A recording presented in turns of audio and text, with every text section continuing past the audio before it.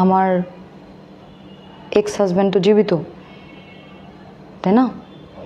তার সাথে আমার যখন বিয়ে হয়েছে সে তখন অলরেডি ডিভোর্সড এবং তার দুটো সন্তান ছিল যারা তাদের বাবার সঙ্গেই থাকতো এবং তাদের সঙ্গে আমার খুবই ভালো সম্পর্ক ছিল এবং আমরা একই বাসায় থাকতাম, একসাথে থাকতাম। স্পেশালি যে মেয়েটা, তার সাথে তো আমার এখনও আমাদের অকেশনালি বা মাঝে মধ্যে যোগাযোগ হয়েছে বা যোগাযোগ হয়। তো আমার ডিভোর্স হয়েছিল, এটা আমাদের বনিবনা হচ্ছিল না, এই কারণে আমরা ডিভোর্স নিয়েছিলাম।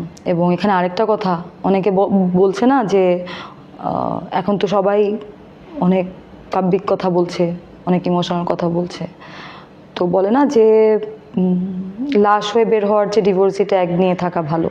তো যেই জায়গায় আমার বনিবনা হচ্ছিল না সেই জায়গা থেকে আমি ডিভোর্স নিয়েছিলাম।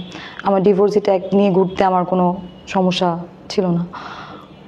তো তাহলে আমি ডিভোর্সি নাকি, এই কথাগুলা এখন কেন আসবে? আসার তো কথা না।